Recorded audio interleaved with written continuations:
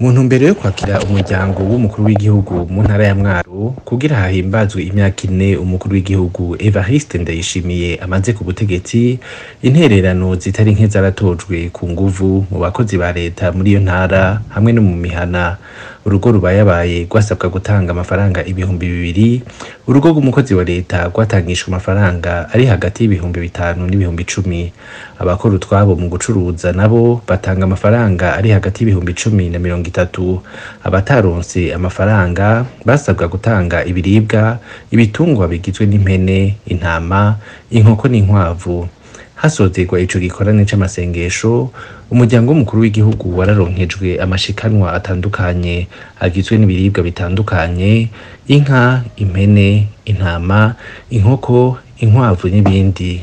Umurongo muremure w'abakenyezi baba bikoreye ibiseke baca imbere y'umuryango w'umukuru w'igihugu kugira ubihezagire nk'ikimenyetso ko bishitse. Abagabo nabo baba bafise ibirimwa bigizwe n'imyumbati, ibitoki n'ibindi, nabo nyene bagaca imbere y'umuryango w'umukuru w'igihugu. Tubibutse ko n'umuhisi Petero Nkurunziza yahoze arongoye Burundi yaronswa bene ayo mashikanwa aho yaca hose mu bikorane mu gihugu, giharurwa nk'igihugu ca mbere gikenye kw'isi n'amashirahamwe mpuzamakungu nk'ibanki y'isi hamwe n'ikigega c'isi FMI.